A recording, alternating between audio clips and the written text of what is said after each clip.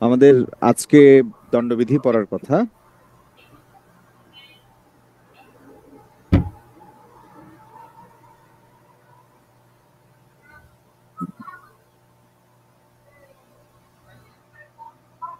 Hello, microphone testing. Hello. আচ্ছা, যা sound আছে তাই। একটু আগে আমার নিজের ব্যাচেরও ক্লাস নিয়েছি, ফলে আশা করি সবাই শুনতেই পাচ্ছেন।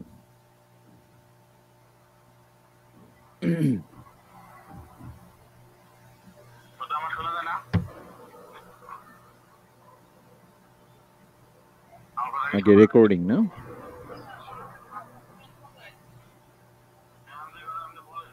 আসসালামু আলাইকুম। বাংলাদেশ This শিক্ষানবিশ meeting is আইনজীবী being সমিতির recorded. উদ্যোগে বার কাউন্সিল 2025-এর এমসিকিউ পরীক্ষা উপলক্ষে একটা ফ্রি এমসিকিউ রিভিশন ক্লাস চলমান ছিল, সেইটারই আজকে চতুর্থ ক্লাস।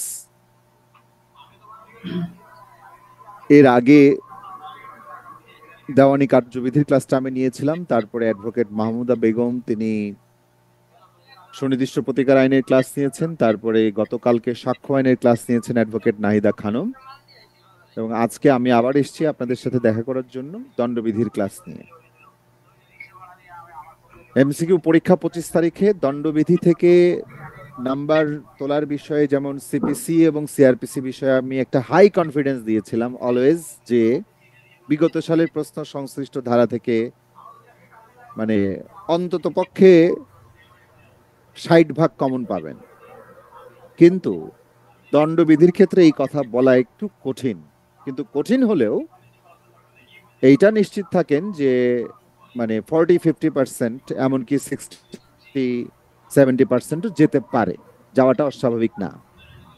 এখন দণ্ডবিধি আইনটা এমন যে দণ্ডবিধির আপনি কোনো ধারাকে আসলে কম গুরুত্ব দিয়ে পড়ার সুযোগ নাই, কারণ দণ্ডবিধিতে যেই সমস্ত অপরাধের কথা বলা হয়েছে, দণ্ডবিধির সবগুলোই আসলে কোনো না কোনো ভাবে সমাজে অহরহ ঘটে। এই সমস্ত অপরাধের সাধারণ পরিচয়টাই সেখানে বলা আছে। ফলে দণ্ডবিধি থেকে আসলে নির্দিষ্ট করে বলা যায় না যে এই অপরাধটা একটু কম গুরুত্বপূর্ণ, ফলে এটা একটু কম পড়ে গেলে চলবে। কিছুটা কম গুরুত্ব দেওয়া যায় কিছু বিষয়কে, কিন্তু দণ্ডবিধির আসলে যে কোনো জায়গা থেকেই প্রশ্ন আসাটা স্বাভাবিক। তো আমরা দণ্ডবিধির যদি একটু পুরনো সালের প্রশ্নগুলো পর্যালোচনা করি, সেইটা সম্পর্কে আগে আপনাদেরকে একটা ধারণা দেওয়া দরকার। সেজন্য আমরা একটা জায়গায় যাচ্ছি, সেটা হচ্ছে যে দণ্ডবিধি থেকে বিগত সালের প্রশ্ন সংশ্লিষ্ট জায়গা থেকে 20টার মধ্যে 8টা, 22 সালে 20টার মধ্যে 8টা, এবং 23 সালে আরো কম, 20টার মধ্যে মাত্র 6টা প্রশ্ন আসছিল। কিন্তু ওই বিগত প্রশ্ন সংশ্লিষ্ট ধারাগুলোর বাইরে আমি যে ধারার সাজেশনটা দিয়েছিলাম, 2020 সালে এরকম প্রশ্ন আসছিল 6টা, 2022 সালে এরকম প্রশ্ন আসছিল 10টা, এবং 2023 সালে এরকম প্রশ্ন আসছিল 13টা। হয় বিগত সাল সংশ্লিষ্ট ধারা থেকে আপনি প্রশ্ন পাবেনই কমন, না হলে আরো আপনাকে 110-20টা ধারা অতিরিক্ত পড়তে হবে। তো বিগত সাল থেকে আসলে অ্যাকচুয়ালি কয়টা ধারা আপনাদেরকে পড়তে হয়েছে বা পড়তে হচ্ছে, সেটা সম্পর্কে একটা ধারণা দেওয়ার জন্য আমরা দণ্ডবিধি থেকে এই যাবৎকালে 511টা ধারার মধ্যে থেকে মাত্র 103টা ধারা থেকে এ পর্যন্ত প্রশ্ন এসছে। কিন্তু 103টা ধারা থেকে এ পর্যন্ত প্রশ্ন আসছে, সেগুলো তো পড়তে হবেই, কিন্তু এর সাথে সম্পর্কিত করে আরো বেশ কিছু ধারা আমাদেরকে পড়তে হয়। এখন সেই ধারার সংখ্যাটাও ধরেন আরো 130-40টা, বা আসলে 250-র উপরে, দণ্ডবিধি সবচেয়ে বেশি পড়তে হয় এক সেন্সে। তবে দণ্ডবিধি নিশ্চয়ই দেওয়ানি কার্যবিধি থেকে অন্য অর্থে সহজ, যদিও মেমোরাইজেশনের ক্ষেত্রে একটু টাফ, শাস্তির বিষয়গুলো। কিন্তু যদি দণ্ডবিধি আপনারা মনোযোগ দিয়ে আগে পড়ে থাকেন, আমি আশা করব যে তাদের কাছে বিষয়টা সহজই লাগবে। তো আমরা দণ্ডবিধির ফলে বিগত সালের প্রশ্ন সংশ্লিষ্ট যেই ধারা, সেই ধারা দেখে হয়তো আমরা আমাদের পেইড ব্যাচে পড়াই, কিন্তু আমাদের এইখানে আমাদের আজকের রিভিশন ক্লাসের জন্য, যেহেতু বড় আইন, আমি গতদিন দেওয়ানি কার্যবিধির যে ক্লাসটা নিয়েছিলাম, ক্লাসটা নিয়ে খুবই অসন্তুষ্ট ছিলাম, বিকজ সেইটা যথেষ্ট ভালো ক্লাস নিতে পারি নাই। মানে বড় একটা আইন, এবং মানে আমি এক ধরনের খাবি খাচ্ছিলাম। আসলে 2-2.5 ঘন্টায় দেওয়ানি কার্যবিধি শেষ করা চেষ্টা হাতে নেওয়াটাই আসলে উচিত হয় নাই, কিংবা এটিকে ওটাকে একটু অন্যভাবে কনসিডার করা দরকার ছিল। তো হোয়াট এভার, আমরা আজকে পড়াবো হচ্ছে টপিক বেসিসে। টপিক বেসিসে কেন পড়তে হবে এইটা সম্পর্কে আমি একটু ছোট্ট ধারণা দিই। যেমন ধরেন যে দণ্ডবিধিতে 11 নম্বর চ্যাপ্টার আছে যেখানে মিথ্যা সাক্ষ্য সম্পর্কিত ইস্যু আছে, এবং মিথ্যা সাক্ষ্য সম্পর্কিত ধারা হচ্ছে 191, 92, 93, 94, 95। বেসিক্যালি এইটুকু।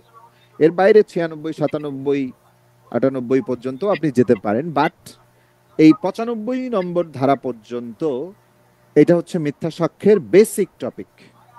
তাহলে এই বেসিক টপিকের 193 থেকে এ পর্যন্ত প্রশ্ন এসছে। 193, 193 ধারা থেকে, যে মানে বিচারিক ক্ষেত্রে মিথ্যা সাক্ষ্য দেওয়ার সাজা কত, বা বিচারিক ক্ষেত্রের বাইরে অন্যান্য ক্ষেত্রে মিথ্যা সাক্ষ্য দেওয়ার সাজা কত, প্রশ্নগুলো এইভাবে এসছে।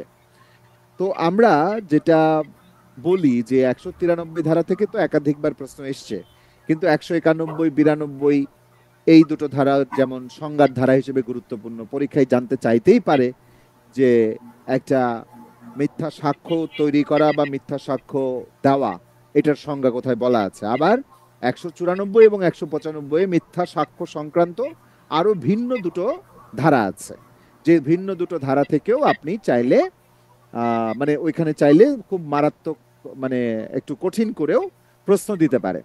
কিন্তু 194, 95 কিংবা 191, 92 এই চারটা ধারা থেকে প্রশ্ন আসেনি, কিন্তু চারটা ধারাই গুরুত্বপূর্ণ। এখন মিথ্যা সাক্ষ্যের পুরো আইডিয়াটা, টপিকটা বুঝতে গেলে আপনাকে 191 থেকে 195 সবগুলো সম্পর্কে আপনাকে ধারণা রাখতে হয়।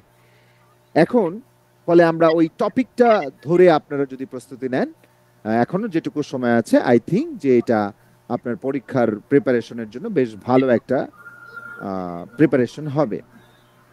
তো আমরা দণ্ডবিধির একেবারে যে প্রাথমিক অংশ, এই প্রাথমিক অংশটা একটু দ্রুত যেতে থাকবো।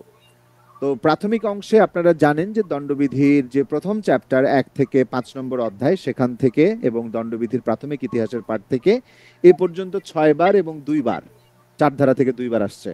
তাহলে 6 2 8 বার প্রশ্ন আসছে। প্রশ্নের সংখ্যা একেবারে নেহায়েত কম না। হ্যাঁ, তো আমরা যদি এই সংক্রান্ত প্রশ্নগুলো তো আমরা ডিটেইল দেখব না, আমরা এখানে স্ক্রিনে যেটা দেখাচ্ছি সেটা আমাদের আইনের ধারাপাত প্রশ্ন ব্যাংকের বই থেকে দেখাচ্ছি, এবং এই বই থেকেই 93টা 2022 সালে এবং 87 সালে মানে 23 সালে 87টা প্রশ্ন কমন পড়েছিল। আমরা ওই বইয়ের স্ক্রিন শো করে আপনাদেরকে মেজর জায়গাগুলো দেখাচ্ছি। ফলে এই বই যাদের কাছে তারা দেখেন, আর বই যাদের নাই তাদেরও চিন্তার কোনো কারণ নেই, কারণ আপনাদের পড়াশোনা আশা করি যে প্রস্তুতি যথেষ্ট হয়ে আছে, আপনারা কথাগুলো কানেক্ট করতে পারবেন। যেমন দণ্ডবিধির প্রাথমিক হিস্ট্রি এবং প্রাথমিক যে চ্যাপ্টার, প্রথম চ্যাপ্টার 1 থেকে 5 ধারা পর্যন্ত, এখান থেকে এই যে স্ক্রিনে যেই জিনিসগুলো দেখতে পাচ্ছেন এর মধ্যে থেকে প্রশ্ন এসে যাবে। প্রথমত 1834 সালে প্রথম ভারতীয় আইন কমিশন গঠিত হয়, যাদের কাজ ছিল প্রথমেই দণ্ডবিধির একটা খসড়া প্রণয়ন করা। তো ভারতীয় উপমহাদেশের প্রথম ভারতীয় আইন কমিশন কবে গঠিত হয়, এটা একটা প্রশ্ন হইতে পারে। এবং প্রথম ভারতীয় আইন কমিশনের অন্যতম প্রধান কাজ কি? উত্তর হচ্ছে দণ্ডবিধির খসড়া প্রণয়ন করা। এটার চেয়ারম্যান কে ছিলেন? এটা অলরেডি জুডিশিয়ারিতে এসেছিল, Lord Thomas Babington Macaulay. Lord Macaulay নামে সংক্ষেপে যিনি পরিচিত, এবং তিনি বেসিক্যালি ভারতীয় অঞ্চলের ইতিহাস এবং শিক্ষাবিদ, একজন ব্রিটিশ ইতিহাসবিদ এবং শিক্ষাবিদ নামে পরিচিত। তো উনি খুব একজন আইনজ্ঞ ব্যক্তি ছিলেন। আইন কমিশনের চেয়ারম্যান ছিলেন ইনফ্যাক্ট থমাস ব্যাবিংটন ম্যাকলে, তার পুরো নাম। 1859 সালে মারা যায়, কিন্তু তার মৃত্যুর পরে 1860 সালে দণ্ডবিধি আইন আকারে পাশ হয়। 1837 সালে তার প্রথম খসড়া প্রস্তুত হয়। 1860 সালের 6 অক্টোবর 45 নম্বর আইন হিসেবে তৎকালীন আইনসভায় পাশ হয়। কত নম্বর আইন? 45 নম্বর আইন, এবং 6 অক্টোবর 1860 সালের। কিন্তু এটা কার্যকর হয় 1862 সালের 1 জানুয়ারি থেকে। এইটা 1971 সালে দেশ স্বাধীন হবার পর 48 নম্বর রাষ্ট্রপতির অধ্যাদেশ আছে। আপনারা জানেন বার কাউন্সিল অর্ডার হচ্ছে 46 নম্বর অর্ডার।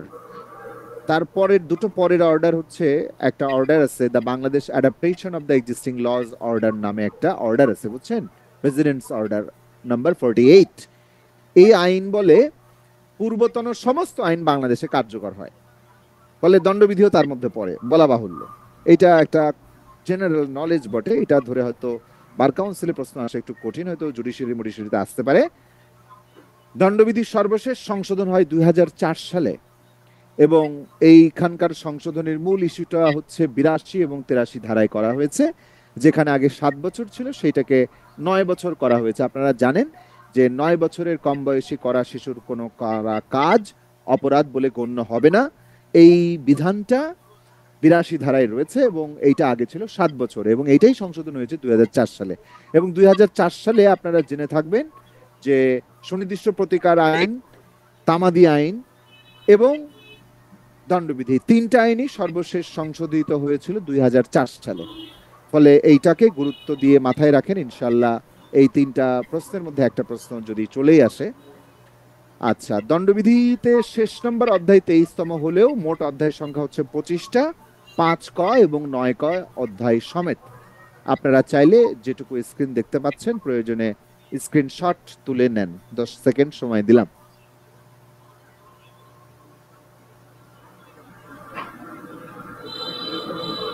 নেক্সট,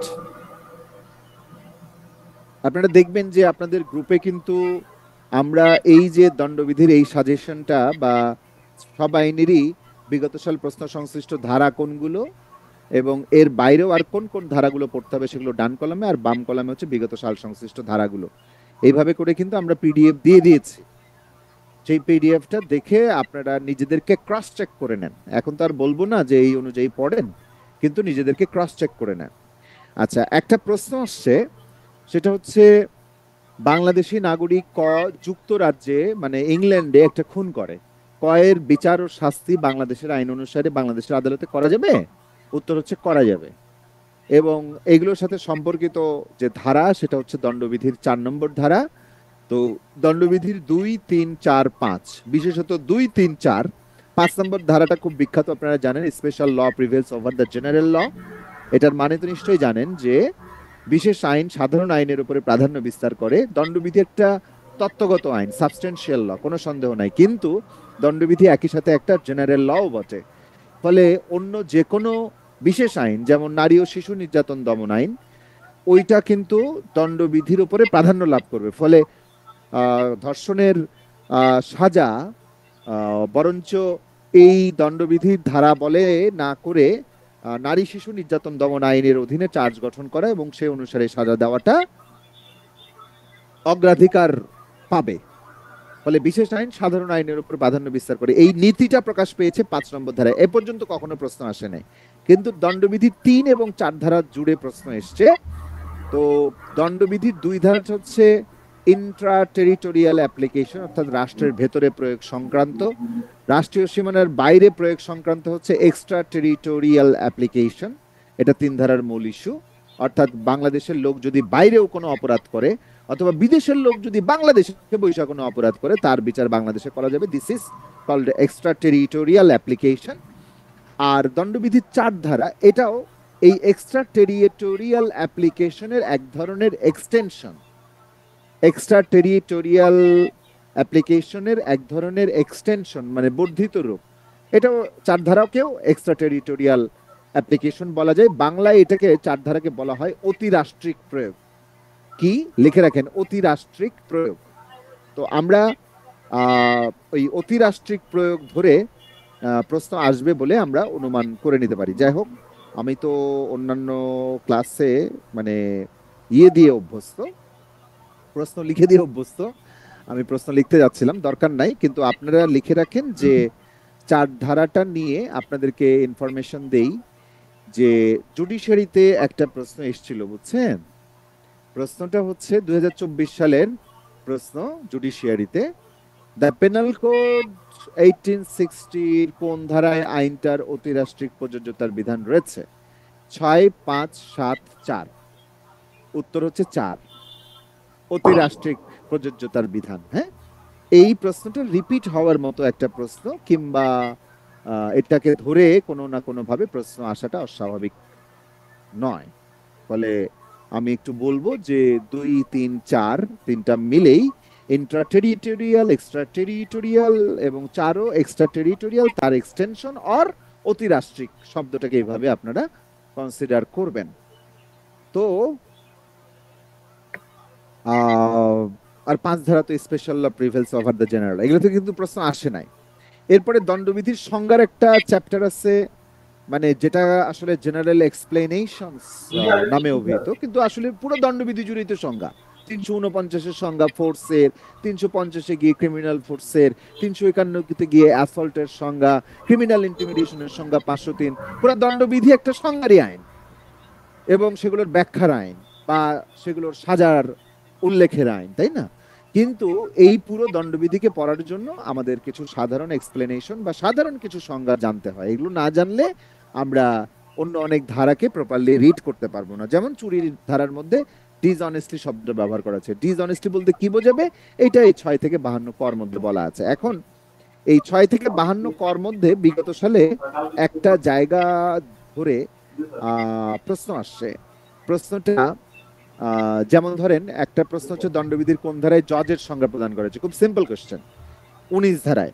তো 19 ধারায় জজের সংজ্ঞা আছে, আপনারা লিখে রাখেন যে 20 ধারা থেকে প্রশ্ন আইসা গেছে যে বিচারালয় বা আদালতের সংজ্ঞা দণ্ডবিধিতে কোথায় আছে। আমি কি লিখবো প্রশ্নগুলো, কি বলেন?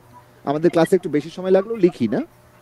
লিখি, দাঁড়ান একটু ওয়েট করেন, এগুলা মানে ক্লাস শেষ করে আপনারা পাবেন। আমরা একটু লিখছি, সেটা হচ্ছে দণ্ডবিধির কোন ধারায় কোর্ট অফ জাস্টিসের সংজ্ঞা দেওয়া আছে।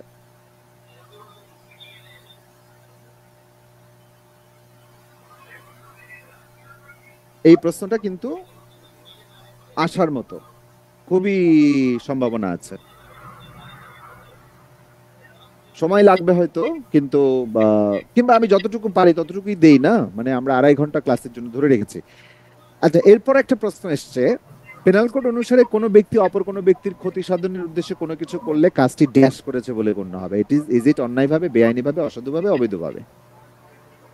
তো এটা 24 ধারা রিলেটেড প্রশ্ন। আর এই প্রশ্নকে ঘিরে আমরা 23, 24, 25 সবকিছু মিলেই কথাটা বলছি, বুঝছেন? এইখানে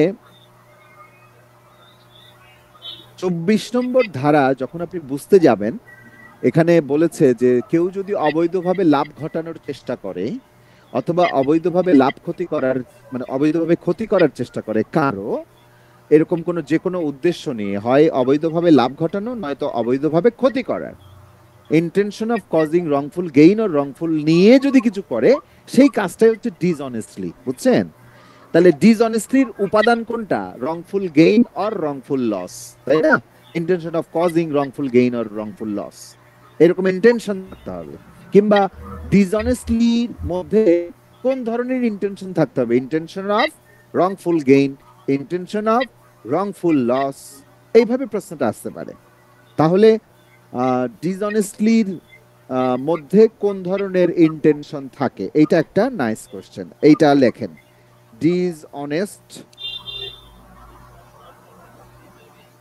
এর সংজ্ঞার মধ্যে কোন ধরনের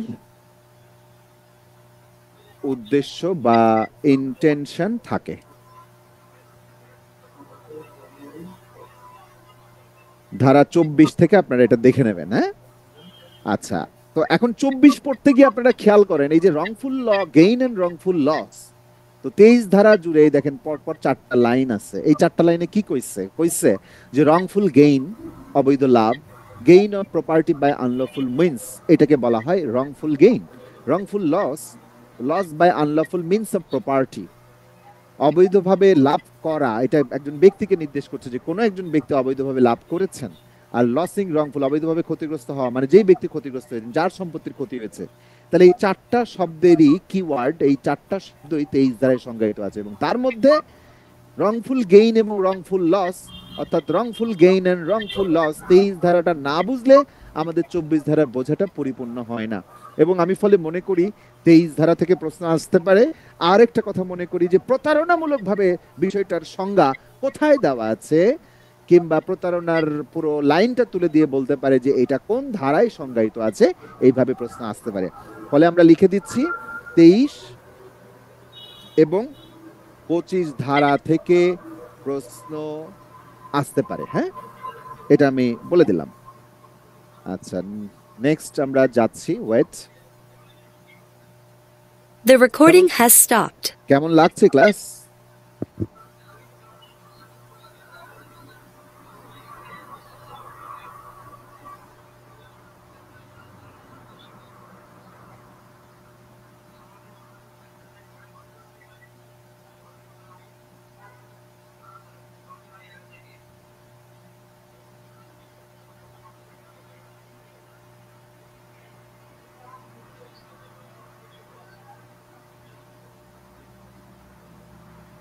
তো অপেক্ষা করেন, আমাকে একটা জরুরি ফোন ধরতে হচ্ছে।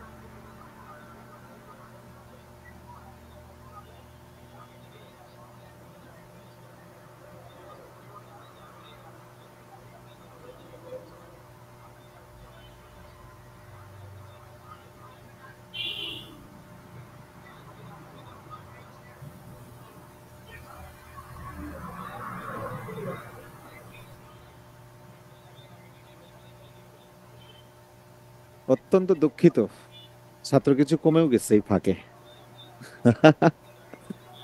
ছাত্রদের সময়ের খুব মূল্য। তো আমরা ক্লাস কন্টিনিউ করি।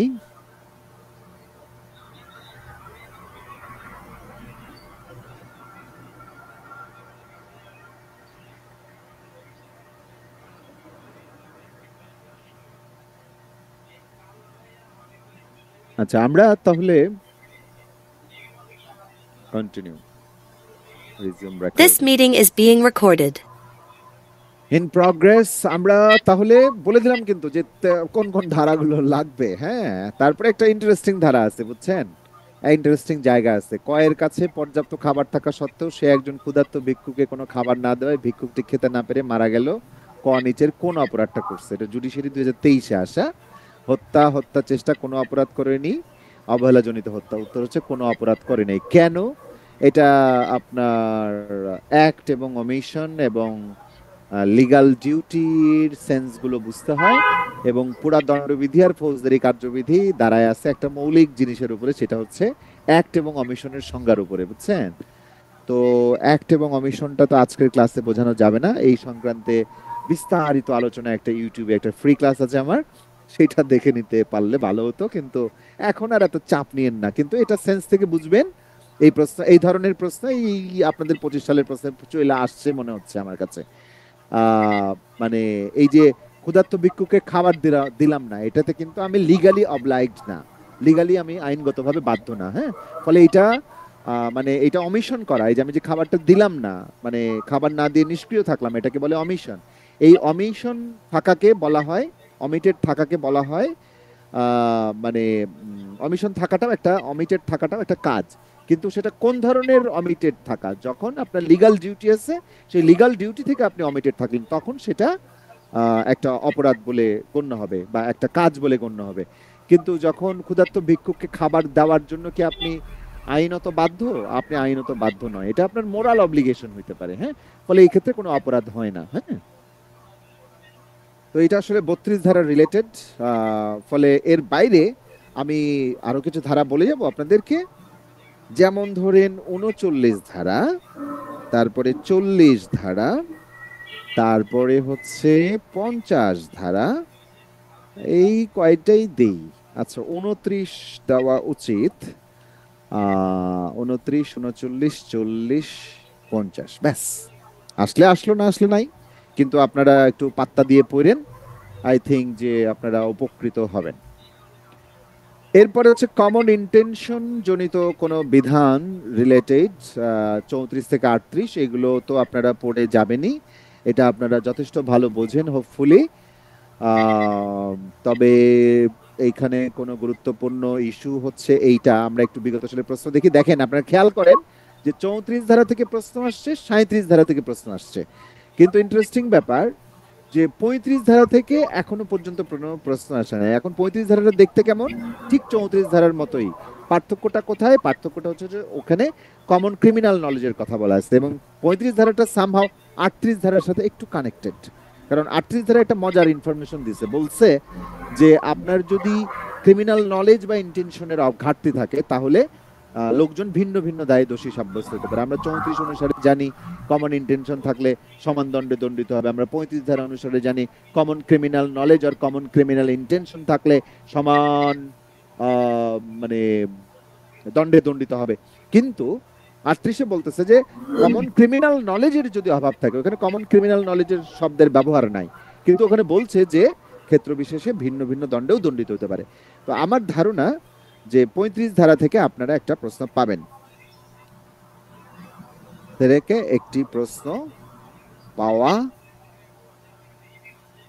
পাওয়ার কথা, এইভাবে লিখছি। শোনেন, আমি যে প্রশ্নগুলো লিখছি না, যারা আমার ছাত্র না তারা বোধহয় জানেন না, আমি একটু আপনাদের অবগতির জন্য জানাই যে এই ধরনের আমি পরীক্ষার আগ মুহূর্তে ধূপধাপ প্রশ্ন দিতে থাকি। হ্যাঁ, এরকম ধরা যাক যে দণ্ডবিধি থেকে আমি 200 প্রশ্ন দিলাম। হ্যাঁ, ধরা যাক, মানে আমি মোটামুটি প্রায় নিশ্চিত যে মানে 8-10টা প্রশ্নের মধ্যে চলে আসবে, কিংবা আরো বেশি হইতে পারে, 14-15টা হলেও আমি অবাক হব না, কারণ এর আগেও এই ধরনের এসছে। কিন্তু এটার আমার কোনো দালিলিক প্রমাণ নাই, ওই জন্য আমি কখনো বলি না। মানে শুধুমাত্র প্রশ্ন ব্যাংক বইটার কথা বলি আমি, যে ওই বইয়ের টেক্সট অনুযায়ী যদি পড়েন তাহলে মোটামুটি সব পড়া হয়ে যায়, এবং তাতে মানে কোথায় এমফাসিস দিতে হবে সেটা নিশ্চিত হয়। হোয়াটএভার, আমরা 35 ধারা থেকে একটা প্রশ্ন আসবেই। 34 ধারার প্রশ্ন তো পারবেনই। 35 ধারাতেও একই ব্যাপার, 2 বা ততোধিক লোক লাগে, তাদের মধ্যে কমন ক্রিমিনাল নলেজ লাগবে, নলেজটা ম্যাটার করে। আবার নলেজের ম্যাটারে যদি ভিন্ন হয়, তাহলে 38 ধারা অনুযায়ী ভিন্ন রকমের সাজা হবে। পরীক্ষায় প্রশ্ন আসতে পারে যে কোন ধারা অনুসারে কমন ইন্টেনশন থাকা সত্ত্বেও ভিন্ন সাজা হইতে পারে। প্লিজ, এটা একটা দারুণ কোশ্চেন। কোন ধারানুসারে কমন সাধারণ অভিপ্রায় থাকা সত্ত্বেও, থাকার পরেও ভিন্ন রকম সাজা হতে পারে।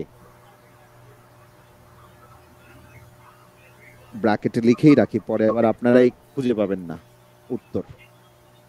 তো হলো, তো এই অংশটা শেষ। এরপরে 52 এবং 52 ক থেকে প্রশ্ন আসছে, বুঝছেন? 52 ক থেকে কি প্রশ্ন এসছে একটু দেখি তো আমাদের চেহারাটা। 52 হচ্ছে গুড ফেইথ প্রশ্নটা মজার ব্যাপার।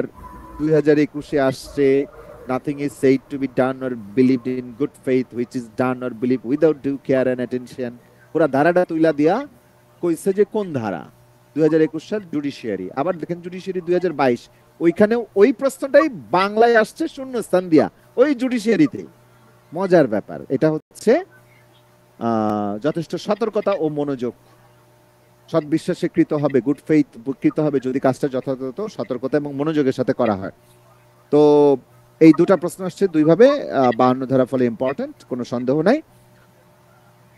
52 ক নাম্বার ধারাটা, এইটা প্রশ্ন আসছে 2022 সালে। 52 ক ধারা বা বাহান্ন ক ধারাটা, বাহান্ন ক ধারাটা আপনারা বুঝেন? বাহান্ন ক ধারায় কি বলছে জানেন? আশ্রয় দানের সংজ্ঞা দিচ্ছে। সংজ্ঞাটা একটু চক্ষু বড় করিয়া দেখেন।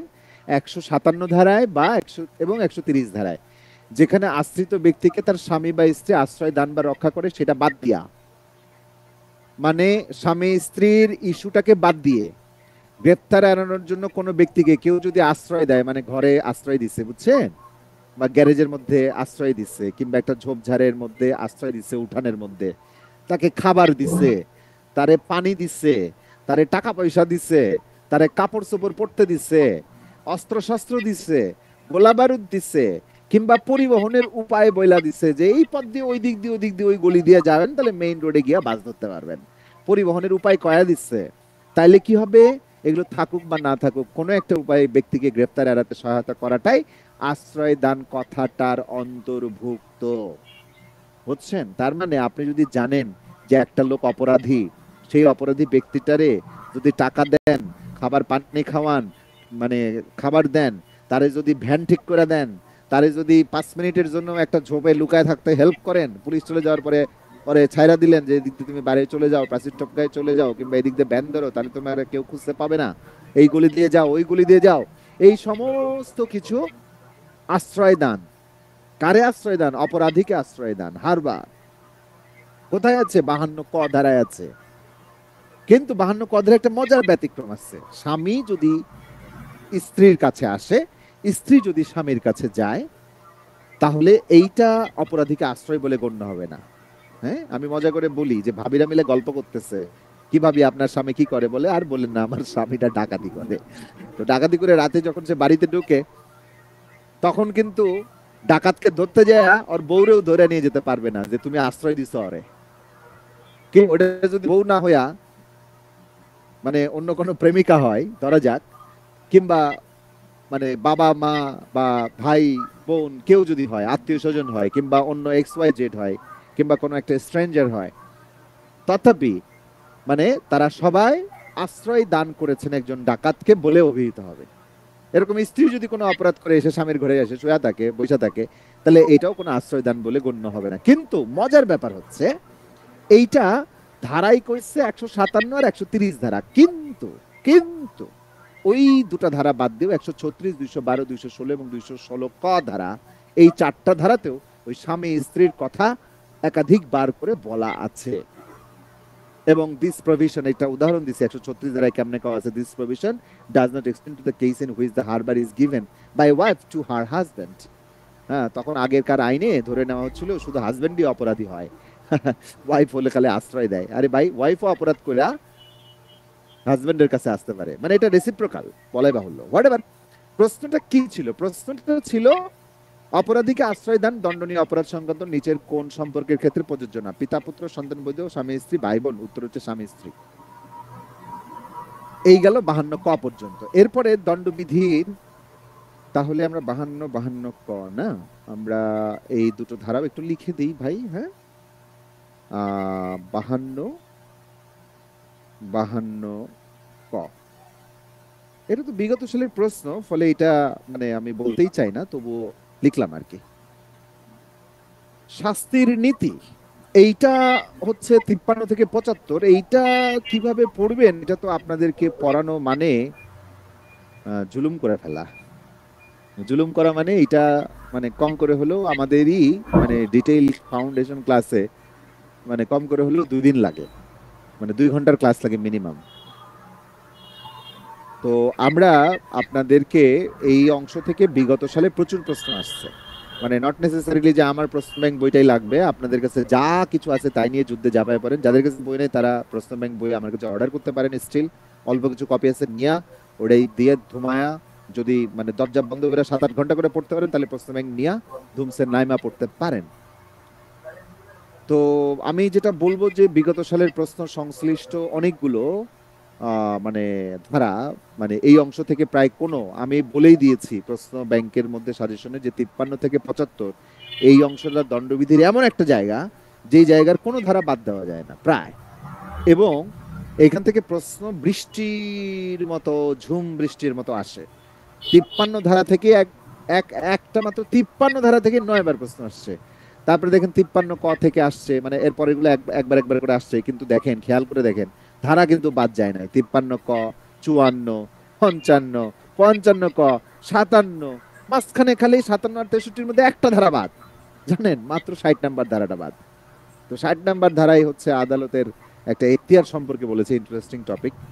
তারপরে অর্থদণ্ডের আহ, যে অংশটুকু আছে 63 থেকে মূলত 70, 63 ধারা থেকে আসছে, 64 থেকে আসে নাই, 65 থেকে আসছে, 66 থেকে আসে নাই, 67 থেকে আসছে, 68, 69 থেকে আসে নাই, আবার 70 থেকে আসছে। তাও দেখেন 67 থেকে 3 বার, 70 থেকে 4 বার, তার মানে ওইদিকে 53 নাম্বার ধারা, আবার এদিকে মানে 67 এবং 70 ধারা, এই দুটো ধারা থেকে একাধিকবার করে প্রশ্ন আসছে, কিন্তু প্রায় কোনো ধারা বাদ নাই এবং সবগুলো ধারায় পড়তে হয়। তো এইটা সম্পর্কে আমি আসলে খুব বেশি ইনস্ট্রাকশন দেওয়ার কিছু নাই, মানে এইটা আপনাদেরকে পড়ে নিতে হবে। তবে মজার ব্যাপার হচ্ছে গত জুডিশিয়ারির 3টে পরীক্ষায় এবং বার কাউন্সিলেরও 3টা পরীক্ষায় আহ, এই 53 থেকে 75-এর মধ্যে একটা প্রশ্ন সম্ভবত এসছে, মানে অনেক কম প্রশ্ন আসছে। আবার 2015 সালে বার কাউন্সিলের পরীক্ষায় কি হয়েছিল, ওইকে একটা চ্যাপ্টার থেকেই 8টা প্রশ্ন দিয়েছিল, এই এই চ্যাপ্টার থেকে 8টা প্রশ্ন দিয়েছিল, অথচ পেনাল কোর্টে চ্যাপ্টার কিন্তু 25টা আছে। তাহলে 20টা চ্যাপ্টার থেকে 20টা প্রশ্ন সিঙ্গেল একটা করে প্রশ্ন ভাগ করে দিলেও তো পুরো পেনাল কোর্ট জুড়ে প্রশ্ন করা হয়। ওনারা একটা চ্যাপ্টার থেকে 8টা প্রশ্ন দিয়েছে 2015 সালের এমসিকিউ পরীক্ষায় 20টার মধ্যে। তো এটা সর্বনাশ হয়ে যায় তখন। সেই জন্য এইটা এমনি বেসিক চ্যাপ্টার, এইটা পুরা পেনাল কোড জুড়েই প্রযোজ্য হয়, বা পুরা পেনাল কোডে পদে পদে এই চ্যাপ্টারটা কাজে লাগে, এই জন্য এটা ভালো করে পড়তে হয়। এখন যদি না পড়া থাকে কিছু করার নাই, যাদের পড়া আছে তাদেরকে পুনরায় একটা ভালো রিভিশন, বিশেষত বিগত সালের প্রশ্নগুলো ভালোভাবে রিভিশন দেন না, এটা আই থিঙ্ক। কারণ বিগত সালে মানে যতভাবে আসছে ওইভাবেই মানে বিচারক প্রশ্ন করতে গেলে, প্রশ্নকর্তা প্রশ্ন করতে গেলে চলে আসবে। এই কোনটা অনুমোদিত সাজা নয়, এই টাইপ একটা ফালতু কোশ্চেন, কয় প্রকার সাজা আছে, মানে এটা আরেকটা ফালতু কোশ্চেন, এটা মানে মান্ধাতা আমলের কোশ্চেন। এখন এই ধরনের প্রশ্ন রেয়ার, খুবই রেয়ার। যেমন 2023 সালে এরকম মানে 2-3টা মানে সহজ প্রশ্ন আসছিল যে সুনির্দিষ্ট কার্য সম্পাদন কয়টি ক্ষেত্রে করা যায়, 4টি ক্ষেত্রে করা যায়, 12 ধারার প্রশ্ন, এসআর অ্যাক্টের, এরকম ক্ষেত্র ধরে খুব কম প্রশ্ন আসছে। What ever. তারপরে নিম্নবর্ণিত কোন বক্তব্যটি সঠিক, এগুলো কিন্তু মজার, এই প্রশ্নগুলো আসতে পারে। ফলে আপনারা বিগত সালের প্রশ্নগুলো পড়েন, আমার প্রশ্ন ব্যাংক হোক, অন্য যে কোনো প্রশ্ন ব্যাংক হোক। আচ্ছা, আমরা আমার প্রশ্ন ব্যাংকে এই যে আলাদা করে দণ্ডবিধি 54-55, দণ্ডবিধি 55 ক, ওটার সাথে 401 ফৌজদারি, 402 ফৌজদারি, 402 ক, এগুলোর মধ্যে একটা দারুণ কানেকশন এবং মিল এবং অমিল এবং তুলনা করে এখানে একটা দারুণ ছক দেওয়া আছে। এগুলো যাদের কাছে আমার প্রশ্ন ব্যাংক আছে তারা ওইভাবে পড়বেন। এবং এইখানে একটা সামারিও দেওয়া আছে, দণ্ডবিধি 54 আসলে সরকারের ক্ষমতা, দণ্ডবিধির 55 সরকারের ক্ষমতা, হ্যাঁ, ফৌজদারি 401 সরকারের ক্ষমতা, ফৌজদারি 402 সরকারের ক্ষমতা, দণ্ডবিধি 55 ক রাষ্ট্রপতির সংরক্ষণ, ফৌজদারি 402 ক রাষ্ট্রপতির ক্ষমতা। তাহলে এই 55 ক এবং 402 ক, এই দুইটা যদি রাষ্ট্রপতি দিয়া মনে রাখেন, তাহলে বাকি দণ্ডবিধি 54-55 সরকার, ফৌজদারি 401 402 সরকার, মনে রাখতে পারবেন না? সহজ। এইভাবে করে একটু কানেক্ট করেন যাদের একটু পড়া আছে। আচ্ছা, তারপর হচ্ছে আমরা যেটা বলতে চাই, যাবজ্জীবন কারাদণ্ড বলতে নিচের কোনটাকে নির্দেশ করে, এটা তো প্রশ্ন আইসা গেছে, ধরে রাখেন। এবং সেটার জন্য আমি বলবো যে যখন যাবজ্জীবন কারাদণ্ড বলা থাকে তখন তা 30 বছরের মেয়াদি কারাদণ্ড বলে গণ্য করতে হবে। যখন আমৃত্যু কারাদণ্ড লেখা থাকবে তখন তা মৃত্যু পর্যন্ত কারাদণ্ড বলে গণ্য হবে। এবং এইটা প্রসঙ্গে আমরা দীর্ঘ ব্যাখ্যা বিশ্লেষণ দিয়েছি। এবং 6 জন বিচারপতি মিলে যখন একমাত্র বিচারপতি জাস্টিস সিমান আলী তিনি ভিন্ন মত প্রকাশ করেছিলেন, তা বাদে বাকি 5 জন যা কইছেন সেইটার সামারি। এবং কখন রায়ে শুধু যাবজ্জীবন লেখা থাকলে এটা 30 বছর বলে গণ্য করতে হবে, আর রায়ে যখন হোল লাইফ অর্ডার বা imprisonment for life till his natural death, তখন সেটা আমৃত্যু কারাদণ্ড। ফলে যাবজ্জীবন কারাদণ্ড বলতে বোঝাবে কত বছর? 30 বছর। এটা কোথায় বলা আছে?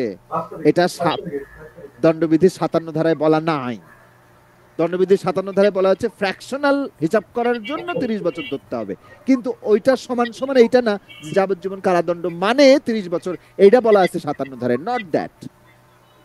যাবজ্জীবন কারাদণ্ড বলতে 30 বছর বোঝাবে, এটা কোথায় বলা আছে? 57 ধারা, 55 ধারা, 54 ধারা, 53 ধারা, উচ্চ আদালতের রায়। উত্তর হচ্ছে উচ্চ আদালতের রায়। ক্লিয়ার কথা? এইটা ফলে আমাদের এর চেয়ে বেশি বোঝানোর সুযোগ নাই। এরপরে অর্থদণ্ড নিয়ে তো অনেক আলোচনা। দণ্ডবিধির একটা জায়গা থেকে প্রশ্ন আসবেই, ধরে রাখতে পারেন, সেটা হচ্ছে দণ্ডবিধির 75 ধারা থেকে একটি প্রশ্ন আসবেই বলে ধরে নেন। কেন? দণ্ডবিধির 75 ধারায় কি বলা আছে? বর্ধিত দণ্ডের ধারা হচ্ছে 75 ধারা, এক্সটেন্ডেড সেন্টেন্স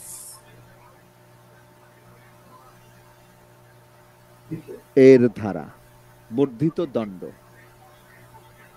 হ্যাঁ, এরা আর কি ভালো বাংলা হইতে পারে, যাই হোক আমার মনে পড়ছে না। কিন্তু 75 ধারাটার মূল কথাটা কি? দণ্ডবিধির 12 নম্বর অধ্যায়, এই একটা অধ্যায়ের কথা কইছে, আর আরেকটা অধ্যায়ের কথা কইছে 17 নম্বর অধ্যায়।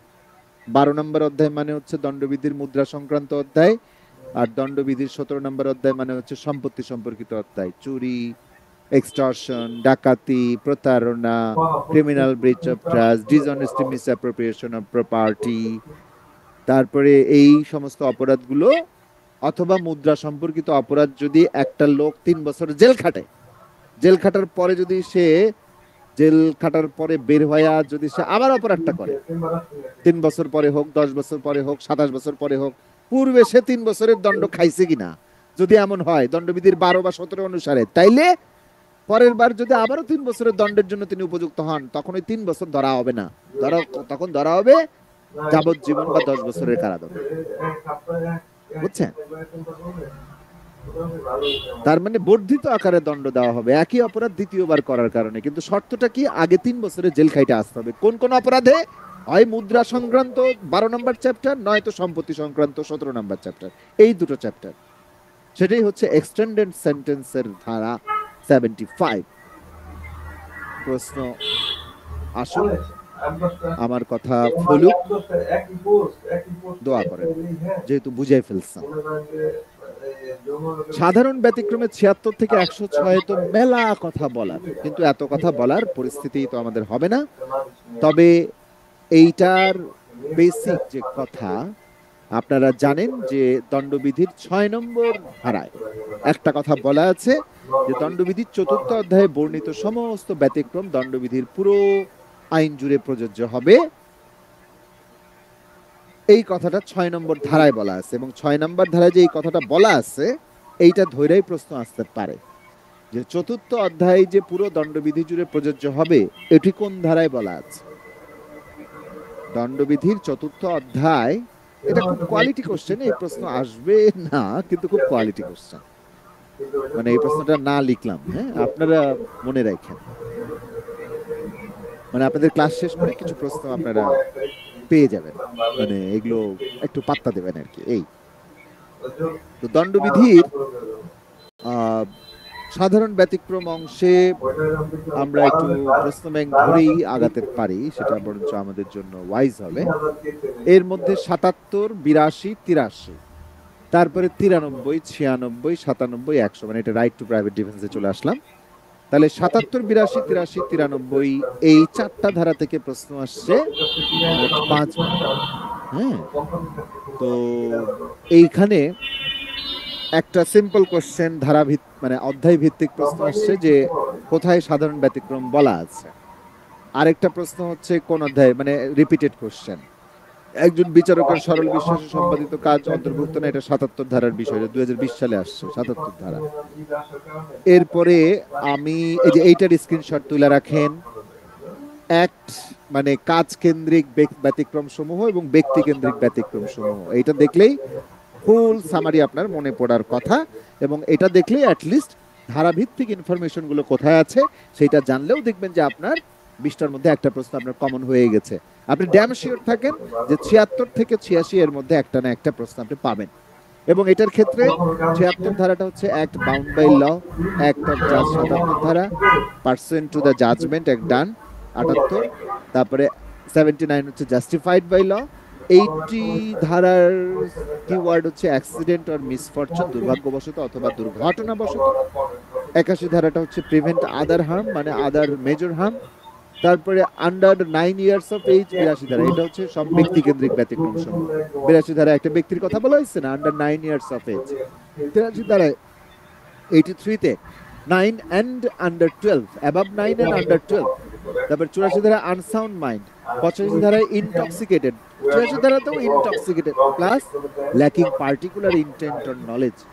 85 আর 86 এইটুকুই পার্থক্য। এখন কোনটা 85 কোনটা 86 কিভাবে বুঝবেন? যদি ইনটক্সিকেশনের সাথে এই পার্টিকুলার ইন্টেন্ট অর নলেজের অভাবের কোনো ঘটনা উল্লেখ থাকে তখন এটা 86 ধারা আকারে গণ্য করবেন। আর শুধু মানে মানে অনিচ্ছাকৃত ইনটক্সিকেটেড এই তথ্য যদি থাকে তাহলে এটা 85 ধারা মনে করবেন। আনসাউন্ড মাইন্ড বা পাগল বা অপ্রকৃতস্থ এটা হচ্ছে 34। তো ফলে এই ছকটা আশা করি আপনারা স্ক্রিনশট নিয়েছেন, কেউ কেউ ওনাদের জন্য সরবরাহ করে দিতে পারেন। এরপর এইখানে আপনাদেরকে দুটো প্রশ্ন দেখাবো, মানে কতটা ক্রিটিক্যাল থাকতে হবে প্রশ্নের জন্য। দণ্ডবিধি অনুসারে কত বছরের কম বয়স্ক শিশুর কর্মকাণ্ড শাস্তিযোগ্য অপরাধ হিসেবে গণ্য হবে না? 2012 তে আসছে। 7 বছর, 8 বছর, 9 বছর, 12 বছর।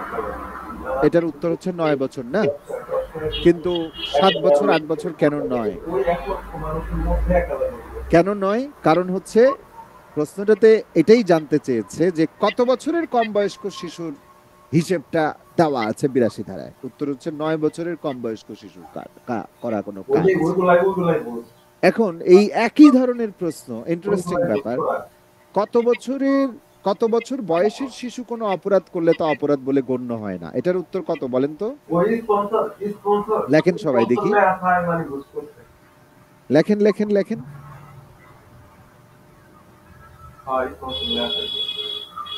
7 বছর। কেউ 9 বছর বলতেছেন না? বাপরে বাপরে বাহ, একজন 9 বলছে, দুইজন, 3জন, 4জন 9 বলেছে, 9 বলেছে, 9 বলেছে। 1 থেকে 8, আইর সর্বনাশ। আল্লাহ, মাই গড, অপরাজিতা বড়ুয়া, আয় হায় হায়। আলী আশরাফ 7 হবে, 7। রিফা বলে 7 হবে, 7। এখন দেখেন, ওয়েট, এবার দেখেন কত বছর বয়সের শিশু কোনো অপরাধ করলে তা অপরাধ বলে গণ্য হয় না? 9 বছরের বয়সী করা কোনো শিশু অপরাধ করলে, কোনো কাজ করলে সেটা অপরাধ বলে গণ্য হয়, কারণ ধারার বিধান হচ্ছে 9 বছরের কম হলে অপরাধ না। আর কত বছর বয়সের শিশু কোনো অপরাধ করলে তা অপরাধ বলে গণ্য হয় না? 7। উত্তর হবে 7, কারণ এটা 9 এর কম। খেয়াল করেন প্রশ্নটা, কত বছরের শিশু কোনো অপরাধ করলে তা অপরাধ বলে গণ্য হয় না? উত্তর হচ্ছে 7। 9 হলে কিন্তু সে অপরাধের জন্য গণ্য হবে, 9 বছরের কম হতে হবে। এবং দণ্ডবিধিতে এরকম যত হিসাব আছে সব হিসাব কম কম কম কম কম কম কম, 14 বছরের কম, 16 বছরের কম, 7 বছরের কম, 9 বছরের কম, সব কম কম কম কম কম কম কম কম কম।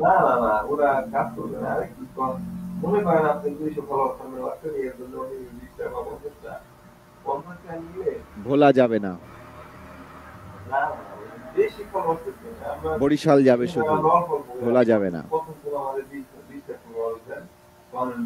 9 অপরাধ হয়ে যায়, ঠিক 9 বছর হয়ে গেছে, বুঝছেন? 9 বছরের কম হইলে অপরাধ না, কথাটা এইরকম।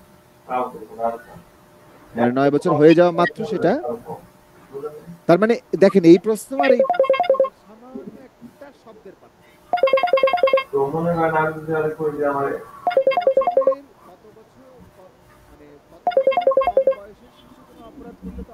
বলে গণ্য হয় না, তখনও তো নয়। কিন্তু কত বছর বয়সের শিশু কোনো অপরাধ করলে তো অপরাধ বলে গণ্য হয় না। অপশনগুলোর মধ্যে উত্তর হচ্ছে 7। ইন্টারেস্টিং। আচ্ছা, এরকম কত যে ইন্টারেস্টিং বিষয় আছে আপনাদেরকে তো এখানে ভুলানো যাবে না। আমি 86 ধারা পর্যন্ত সামারিটা দেখাই দিলাম, স্ক্রিনশট নিতে কইছিলাম। 93 ধারাটা এবং হচ্ছে 93 ধারাটা কি আমরা communication made in good faith, yes, হ্যাঁ, communication made in good faith. 93 ধারা থেকে এর আগে প্রশ্ন আসছে, আবারও আসতে পারে, কোনো অসুবিধা নাই। ওদিক থেকে 93 ধারাটাই দেখবেন। এরপরে হচ্ছে রাইট টু প্রাইভেট ডিফেন্স। এটা এত সহজ চ্যাপ্টার, এই চ্যাপ্টার সম্পর্কে কোনো কিছু বলবার নাই। তবে আমি আপনাদেরকে একটা কথা একটু মনে করিয়ে দেব যে পেনাল কোডের 96 ধারায় আত্মরক্ষার্থে করা সমস্ত কাজই অপরাধ বলে গণ্য হবে না, ভালো কথা। 97 ধারায় একদম অপরাধের নামগুলো ধইরা বলা আছে দেহ রক্ষায় এবং সম্পত্তি রক্ষার, যখন কিনা চুরি, থেফট, তারপরে রবারি, তারপরে মিসচিফ অথবা ক্রিমিনাল ট্রেসপ্যাস, এই চারটার অপরাধগুলোর একেবারে নির্দিষ্টভাবে কথা বইলা বলছে যে নিজের বা অপরের সম্পত্তি রক্ষায় এই ধরনের এটা প্রয়োগ করা যায়। ফলে 97 ধারায় সম্পত্তি রক্ষাতে ওই চারটা সেকশন বা চারটা অপরাধের নামগুলো খেয়াল করবেন, নাম্বার 1।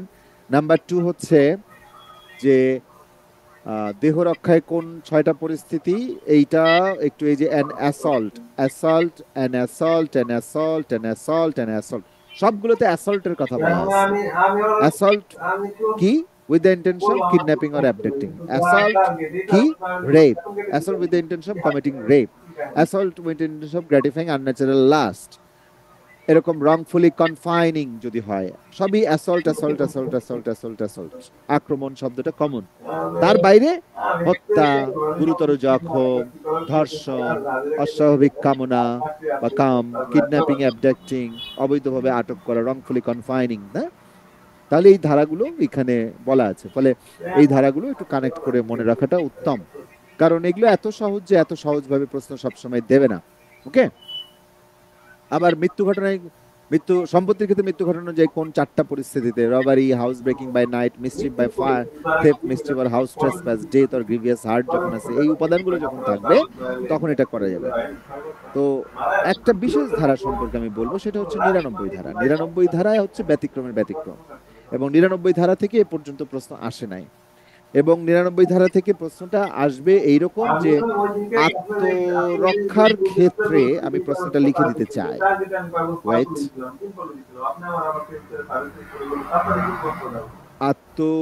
আত্মরক্ষার আত্মরক্ষার আত্মরক্ষার অধিকার প্রয়োগের সীমা।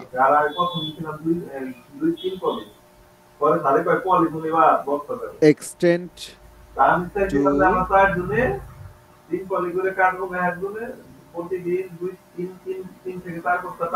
Right to private defence.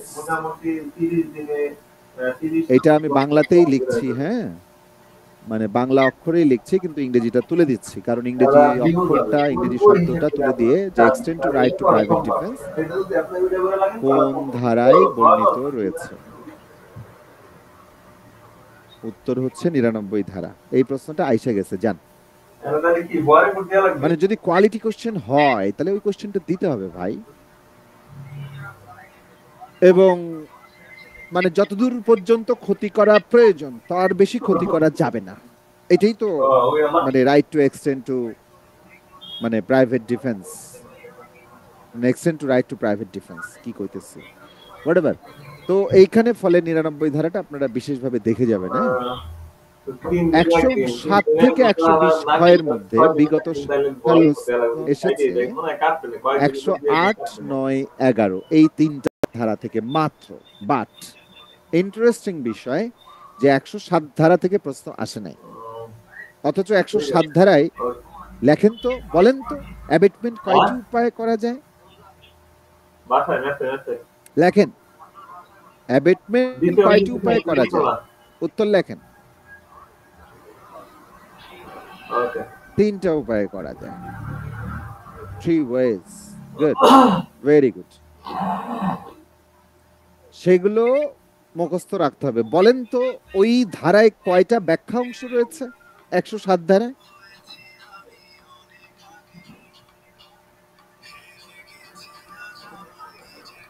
Okay fine. একজন লিখছেন 4টা 5টা, কি লিখতেছেন এগুলো?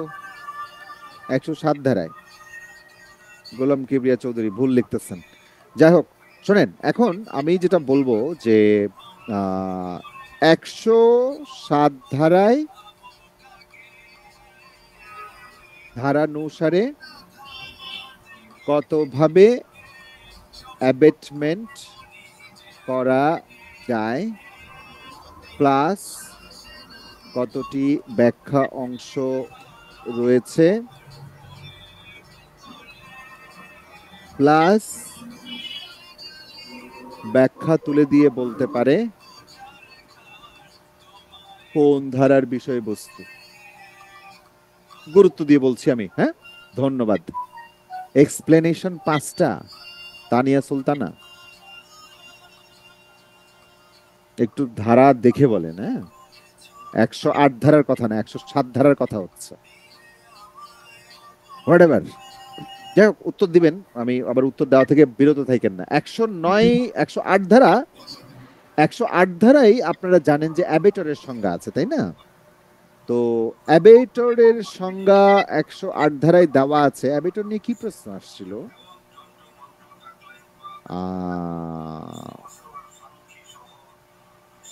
অ্যাবেটরের একটা মানে অন্য ধরনের প্রশ্ন। সিম্পল, অ্যাবেটরের সংজ্ঞা কোথায়?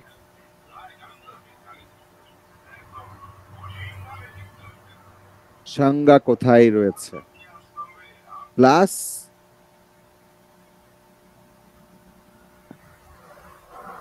এখানে কতটি ব্যাখ্যা রয়েছে। এই ধরনের টিপিক্যাল প্রশ্ন আসতে পারে, কিন্তু প্লাস উদাহরণ।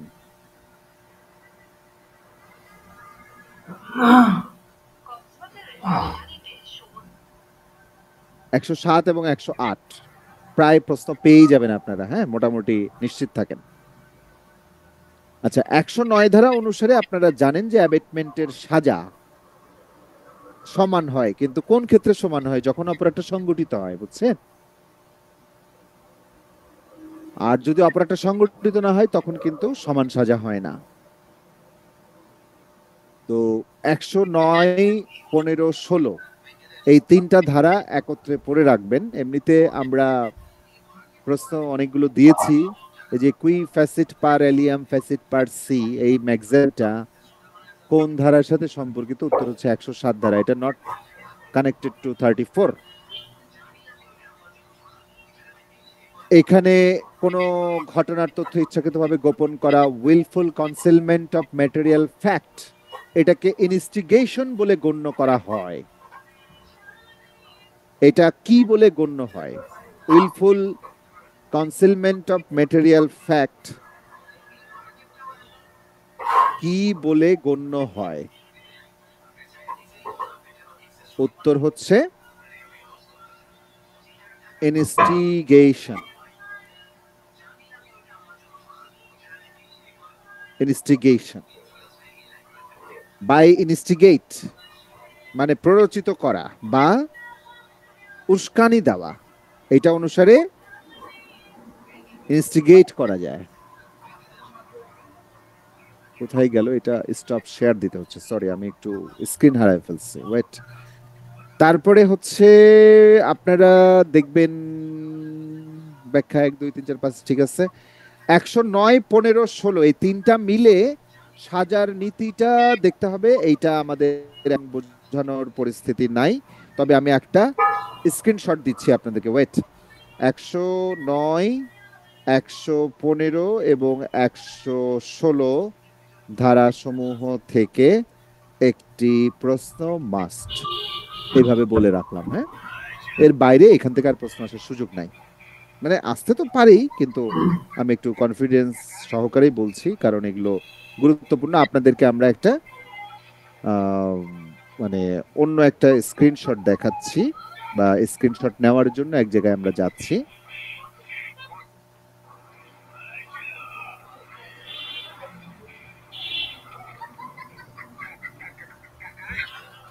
এইখানে কি সামান্য একটু ওয়েট করবেন? আমি কি এটা প্রশ্ন ব্যাংক বইয়ে কি সামহাউ ছিল? ছিল না, ছিল না। আপনারা যেটা করেন, এইখানে সামান্য একটু কোনো জটিলতা আছে কিনা? আচ্ছা, একটা জটিলতা আছে, একটা সমস্যা নাই, আপনারা এই স্ক্রিনটা নিয়ে নেন প্লিজ। 109, 15, 16-র মধ্যেই যাবতীয় শাস্তির নীতি সম্পর্কে বলা আছে, দেখেন।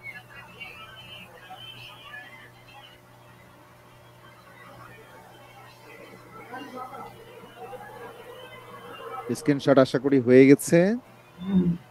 আমরা এরপরে দেখতে পাচ্ছি যে আমরা কোথায় আসলাম, সরি।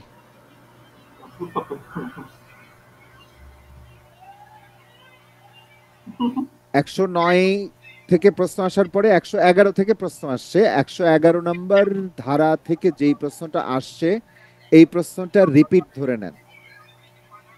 প্রশ্ন ব্যাংকের 62 নম্বর প্রশ্নটা রিপিট ধরে নেন আমার বইয়ের পাঠকরা। এইটা আবারও আসবে, এবং 11 ধারা থেকে বিবেচনায় রাখবেন। এখান থেকে আরো উদাহরণ আছে, সেখান থেকেও আসতে পারে। 120 ক এবং 120 খ, এইখানকার 120 খ এর সাজার নীতি সম্পর্কে প্রশ্ন আসতে পারে। এইটা অপরাধমূলক ষড়যন্ত্রের ক্ষেত্রে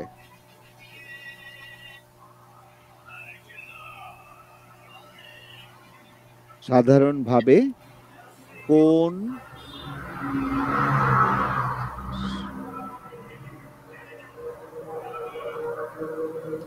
ষড়যন্ত্রের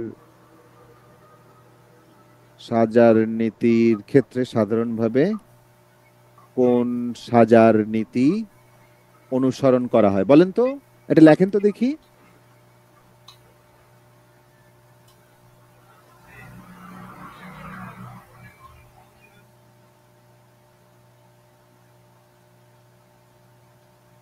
লিখবেন না? লিখেছেন? স্ক্রিনটা এখনো দেখি নাই, ওয়েটস।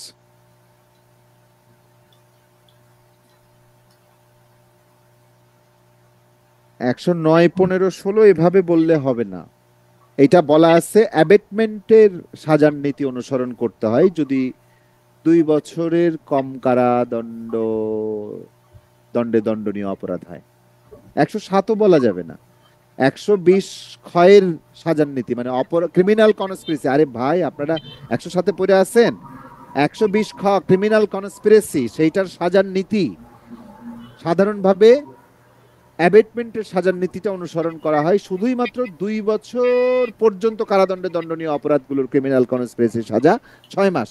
তা বাদে অন্য সমস্ত অন্য সমস্ত অপরাধের জন্য ক্রিমিনাল কনস্পিরেসি করলে সেটার সাজা হওয়ার নীতিটা হচ্ছে অপসহায়তা সাজার নীতি, যেভাবে নির্দিষ্ট করা আছে, মানে অ্যাবেটমেন্টের সাজার নীতি যেমনে বলা আছে তেমনি প্রযোজ্য হবে। ফলে 109, 10, 11, 12, 13, 14, 15, 16, 17, 18, 19 সবই প্রযোজ্য হবে। বোঝা গেছে? অ্যাবেটমেন্টের সাজার নীতি অনুসরণ করা হবে। এটা একটা ভালো প্রশ্ন। হোয়াটএভার, নেক্সট চ্যাপ্টারে আমরা চলে যাব। 121 থেকে 130 পর্যন্ত আপনারা জানেন দণ্ডবিধিতে। আমি একটু মুখে মুখে আলোচনা করি, এটা বেস্ট। সেটা হচ্ছে 121 থেকে 130 পর্যন্ত সবই কি আপনার রাষ্ট্রবিরোধী অপরাধ সমূহের মূল অপরাধের বর্ণনা, তার সংজ্ঞা, তার সাজা, এগুলো বলা আছে। এবং দণ্ডবিধির 121 নম্বর ধারাটাই একটা মৃত্যুদণ্ডের বিধান। দণ্ডবিধির 121 ধারায় একই সাথে 3টা অপরাধের নাম বলা আছে। একটা হচ্ছে রাষ্ট্রের বিরুদ্ধে যুদ্ধ ঘোষণা করা, এটা একটা অপরাধ। রাষ্ট্রের বিরুদ্ধে যুদ্ধ ঘোষণার জন্য অপসহায়তা বা অ্যাবেটমেন্ট করা, এটা আরেকটা অপরাধ। আর এটা হচ্ছে রাষ্ট্রের বিরুদ্ধে যুদ্ধ ঘোষণার অ্যাটেম্পট বা চেষ্টা করা। এই 3টা অপরাধেরই সাজা হচ্ছে মৃত্যুদণ্ড বা যাবজ্জীবন কারাদণ্ড। আর 121 কতে বলেছে রাষ্ট্রের বিরুদ্ধে যুদ্ধ ঘোষণার জন্য যদি কেউ ক্রিমিনাল কনস্পিরেসি করে তাহলে তার সাজা হবে যাবজ্জীবন বা 10 বছরের কারাদণ্ড। ব্যাপারটা এইভাবে বলা আছে। তাহলে 121 এবং 121 ক এই দুটো ধারার কোনো একটা থেকে মানে প্রশ্ন আসবে বলে 121 এবং 121 ক থেকে যে কোনো একটি প্রশ্ন আসতে পারে। 124 ক সিডিশনের ধারা, সেখান থেকে তো প্রশ্ন আসতেই পারে, সেটা নিয়ে আমি কোনো আলাপচারিতায় যাব না। এইটা আপনারা খেয়াল করবেন যে বিগত সালের প্রশ্নগুলো তো দেখবেন বটেই। 23 সালে খুব ইন্টারেস্টিং একটা প্রশ্ন আসছিল, যে প্রশ্নটা বহু ছেলে মেয়ে মানে 90% ছেলে মেয়ে ভুল করেছে, এইটা ব্যাখ্যা করতে যাচ্ছি না। এরপরে 131 থেকে 140 পর্যন্ত ধারাগুলোর মধ্যে আপনারা জানেন যে আর্মি বা মানে কি বলে গভর্নমেন্টের সশস্ত্র বাহিনী নিয়ে আইন টাইন এগুলো বিষয়, ওইখানে 132 একটা মৃত্যুদণ্ডের ধারা আছে। ওইটা বাদ দিয়ে আর কিচ্ছু দেখার দরকার নাই, খালি ওইটা মনে রাখেন। ওইটা মনে রাখলে আসলে কমন পড়লে পড়লো, না পড়লে নাই। এরপরে 141 থেকে 160 পর্যন্ত আপনারা জানেন যে offences against the public tranquillity এরকম একটা টপিক আছে, জনশান্তি বিঘ্নকারী অপরাধ, যেখানে 141 থেকে বেআইনি সমাবেশ শুরু, 160 পর্যন্ত মেজর ইস্যুগুলো হচ্ছে, আরেকটা হচ্ছে দাঙ্গা মানে রায়ট, আরেকটা হচ্ছে অ্যাফ্রে বা মারামারি। তো বেআইনি সমাবেশ নিয়ে 141, 42, 43, 44, 45 থেকে এরকম 49 পর্যন্ত ইনক্লুডিং দাঙ্গা অনেকগুলো কথা বলা আছে। এবং কতজন ব্যক্তির উপস্থিতি হয় এরকম প্রশ্ন বিগত সালে আসছে একাধিকবার, 3বার আসছে। এরকম কোন ধারায় বেআইনি সমাবেশের সংজ্ঞা আছে, খুবই সহজ প্রশ্ন আসছে। কিন্তু এইখানে খেয়াল করবেন যে এইটার ক্ষেত্রে একটু মনে রাখতে হবে বেআইনি সমাবেশে কতজন লোক লাগে, 5 জন না? এই প্রশ্নটা আসছে একাধিকবার, 3বার আসছে এই প্রশ্ন। কিন্তু দাঙ্গায় কতজন লাগে এই প্রশ্নটা আসে নাই। কিন্তু দাঙ্গা কিন্তু টেকনিক্যালি একটা বেআইনি সমাবেশ কি দাঙ্গায় পরিণত হতে হয়। তাহলে বেআইনি সমাবেশই যদি দাঙ্গায় পরিণত হয় তাহলে অবশ্যই দাঙ্গার আবশ্যিক উপাদান হচ্ছে এটাকে একটা বেআইনি সমাবেশ হতে হবে, ফলে কমপক্ষে 5 জন থাকতে হবে। পরীক্ষায় দারুণ ভাবে প্রশ্ন আসতে পারে যে দাঙ্গায় ন্যূনতম কতজন সদস্যের প্রয়োজন, 2 জন, 4 জন, 5 জন, 10 জন? উত্তর হচ্ছে 5 জন, মানে ন্যূনতম 5 জন, 5 বা ততোধিক থাকতে হবে, তাই না? এইটা 146 সেকশনের ইস্যু। মারামারিতে 2 জন, ডাকাতিতে 5 জন কমপক্ষে। সাধারণ অভিপ্রায়ে 2 জন, চুরিতে 1 জনই যথেষ্ট, সর্বোচ্চ সংখ্যা নাই। দস্যুতায় 1 জনই যথেষ্ট, কিন্তু সর্বোচ্চ 4 জনের বেশি মিলে দস্যুতা হতে পারে না। 4 জনের মিলে বেশি মিলে দস্যুতা হইলেই সেটা কি হয়ে যাবে, ডাকাতি হয়ে যাবে। এই যে ডাকাতিতে কমপক্ষে 5 জন, 391। সো এই চারটাও আপনারা একটু স্ক্রিনশট নিয়ে রাখেন, ইনশাআল্লাহ এর মধ্যে একটা প্রশ্ন আপনারা পাবেন। যা কোন অপরাধে কতজন লাগে এইটা নিয়ে একটা প্রশ্ন পাচ্ছেন। কোন অপরাধে কতজন লাগে এরকম একটি প্রশ্ন মাস্ট পাবেন, একটা প্রশ্ন। বিশেষভাবে দাঙ্গার ন্যূনতম সদস্য সংখ্যা কত? উত্তর হচ্ছে 5 জন, ধারা 146।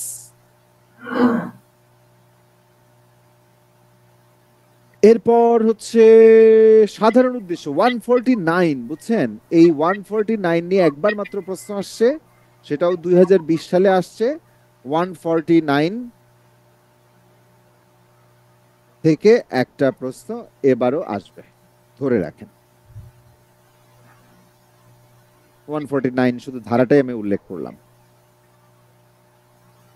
এবং 2020 সালের প্রশ্নটা রিপিট ধরতে পারেন। আগে একটা 62 নাম্বার প্রশ্নের কথা কইছিলাম, এবার একটা 72 নাম্বার প্রশ্নের কথা কইলাম। প্রশ্ন ব্যাংক বইয়ের রিপিট হওয়ার মতো প্রশ্ন, মানে রিপিট তো ওনারা দেখা বুঝা করবে না, এমনি প্রশ্ন করবে রিপিট হয়ে যাবে, এরকম হয় বেশিরভাগ ক্ষেত্রে। মারামারি সদস্য সংখ্যা নিয়ে একটা ফালতু কোশ্চেন 2022 সালে আসছিল। কিন্তু মারামারিতে আবশ্যিক উপাদানটা কি? when two or more persons by fighting in a public place disturb the public peace they are said to commit an affray. তাহলে পাবলিক প্লেসে হইতে হবে, পাবলিক পিসের নষ্ট করতে হবে, ডিস্টার্ব করতে হবে। ফলে মারামারির উপাদান, এইটা একটা প্রশ্নের বিষয়বস্তু হতে পারে। মারামারির উপাদান নিচের কোনটি, অথবা নিচের কোনটি নয়, এভাবে প্রশ্ন আসা তো স্বাভাবিক, তাই না? কোনটি নয়। দারুণ প্রশ্ন, দারুণ ক্রিয়েটিভ প্রশ্ন। 159। এরপরে কি দণ্ডবিধিতে আপনারা জানেন 161 নাম্বার চ্যাপ্টার মানে ধারা শুরু, যেখানে খেয়াল করবেন যে দণ্ডবিধির ওই চ্যাপ্টারটাতে কি বলা হচ্ছে। গভর্নমেন্টের দ্বারা বা গভর্নমেন্টের প্রতি করা কোনো অফেন্স সম্পর্কে বলা হয়েছে, এবং 161 থেকে 165 ধারা বেশ একটু মানে যদি মনোযোগ দিয়ে না বোঝেন তাহলে ওটা বেশ কমপ্লেক্স লাগবে। ওখান থেকে সাধারণভাবে বিগত সালে যেই প্রশ্ন আসছে, মানে দুটো প্রশ্ন আসছে মাত্র, কিন্তু ঘুষের সংজ্ঞা কত ধারায় এই প্রশ্নটা বেসিক কোশ্চেনটাই আসেনি। আমরা যদি বিগত সালের প্রশ্নের একটু তালিকাটা দেখি তাহলে আমরা বুঝতে পারবো যে কি অবস্থা। 141, 47, 49, 59, 162 থেকে মাত্র একবার প্রশ্ন আসছে। ফলে আপনারা ধরে রাখতে পারেন যে ঘুষের সংজ্ঞা কত ধারা এই প্রশ্নটা আসেইনি। এটা কমন প্রশ্ন, সবাই এটা জানে, তাই তো? এই প্রশ্নটা আসবে, এবং ঘুষের সংজ্ঞা রিলেটেড আরো যা যা প্রশ্ন আছে, যেমন ওইখানে মানে পারিতোষিক বলতে কি বোঝাবে, উপঢৌকন বলতে কি বোঝাবে, এরকম অনেকগুলো সংজ্ঞা, এগুলোর ব্যাখ্যা এগুলো দেওয়া আছে। 162 থেকে প্রশ্ন আসছে, কিন্তু এই জায়গাটা বেশ কমপ্লেক্স। মানে পেনাল কোডে যদি 3-4টা গুরুত্বপূর্ণ জটিল জায়গা থাকে, তার মধ্যে 162, 63, 64, 65 ধারা পর্যন্ত। ফলে এগুলোতে আমাদের আলোকপাত করার আমাদের এই ফ্রি ক্লাসে সুযোগ নাই, তাতে আমরা পৌঁছাতে পারবো কম জায়গায়। একটা প্রশ্ন আসছে 171 ওমো নিয়ে, এইটা নিয়ে একদমই পাত্তা দিবেন না। তবে আমি আপনাদেরকে বলবো 170 এবং 171 এই দুটো ধারা আপনারা গুরুত্ব দিয়ে দেখে যাবেন, এবং আমরা ধারা দুটো এখনই দেখাবো। ওয়েট, 171 প্লাস 416 প্লাস 419, হ্যাঁ, ধারা 4টি তুলনামূলক ভাবে দেখে রাখবেন। একটি প্রশ্ন মাস্ট। আমরা অপেক্ষা করেন, আমরা একটু দেখাচ্ছি আপনাদেরকে এই 4টা ধারা। ওয়েট,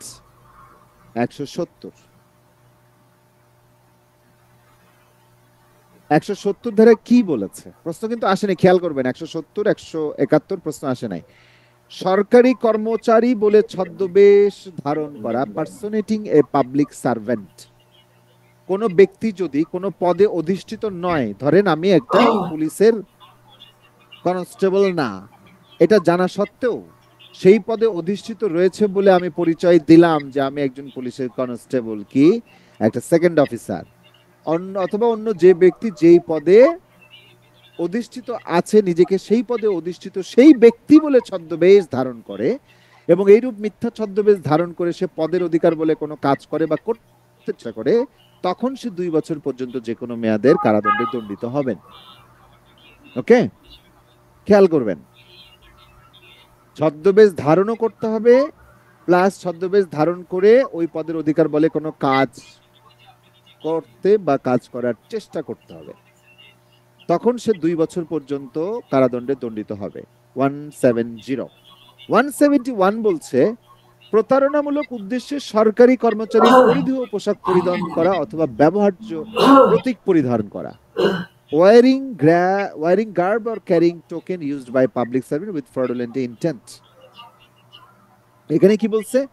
কোন ব্যক্তি যদি সরকারি কর্মচারীদের কোনো বিশেষ শ্রেণীর আওতাভুক্ত না হওয়া সত্ত্বেও ওই শ্রেণীর সরকারি কর্মচারীদের পরিধেয় বা ব্যবহার্য পোশাক বা প্রতীকের সদৃশ্য পোশাক বা প্রতীক পরিধান বা ব্যবহার করে, এবং এর ফলে সে সরকারি কর্মচারীদের উক্ত শ্রেণীর আওতাভুক্ত বলে বিশ্বাস সৃষ্টি হবে এইরূপ উদ্দেশ্যেই যদি সেটা করে, অথবা অনুরূপ বিশ্বাস সৃষ্টি হতে পারে বলে সে জেনেই সেটা করে, তবে তার 3 মাস পর্যন্ত কারাদণ্ড হবে এবং 200 টাকা জরিমানা, হোয়াটএভার। এই 3 মাস পর্যন্ত কারাদণ্ড হবে পোশাক ব্যবহার করে ভং মানে ভাব ধরলে, সোজা কথা। ফ্রডুলেন্ট ইন্টেন্ট তো অবশ্যই থাকতে হবে, তাই না? আমি এখন নাটক মঞ্চায়ন করার জন্য আমি পুলিশ সাজছি, সেকেন্ড অফিসার সাজছি, তাই না? তখন তো কি হবে? তখন সেটা অপরাধ বলে গণ্য হবে না। কিন্তু এটা যখন ফ্রডুলেন্ট উদ্দেশ্যে আমি করব, তখন কি হবে? তখন সেটা 171 ধারার অপরাধ হবে। তাহলে 171 ধারায় পোশাকের কথা বলছে, পোশাক পরিধান করে প্রতীয়মান করা এবং এটা প্রতারণামূলক উদ্দেশ্যে করা। আর 170-এ বলছে যে ওইটা হিসেবে ছদ্মবেশ ধারণ করা এবং সেই অনুযায়ী কোনো কাজ করা। ছদ্মবেশের জন্য পোশাক এসেনশিয়াল হতে পারে, নাও হতে পারে। পোশাক না রেখেও আমি ছদ্মবেশ ধারণ করতে পারি, কিন্তু স্পেশালি পোশাক পরার জন্য আলাদা করে সাজা 3 মাস। এখন এইটার সাথে 416 এবং 419 ধারা, ওখানে 416-তে একটা সংজ্ঞা আছে যে অপরের রূপ ধারণ করে প্রতারণা, আর 419-এ অপরের রূপ ধারণ করে প্রতারণার সাজা বলা আছে। এই দুটো ধারা আপনারা এই দুটো 170 এবং 71-এর সাথে দেখে রাখবেন। আমি মোটামুটি ভাবে আশাবাদী যে এখান থেকে প্রশ্ন আপনারা কমন পাবেন।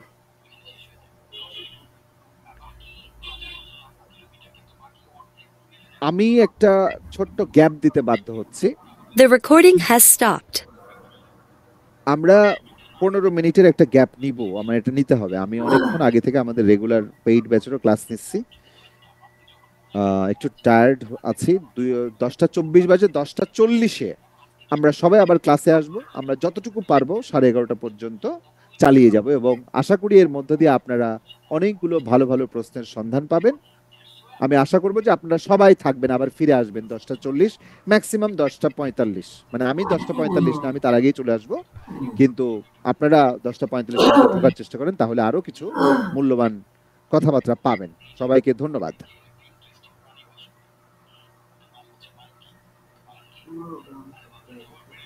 আমরা এটা গ্রুপে এবং এখানে লিখে দিচ্ছি। আমরা সকলে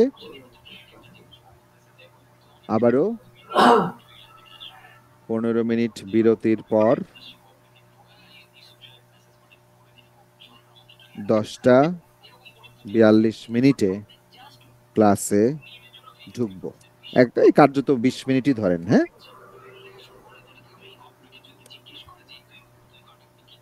ধন্যবাদ।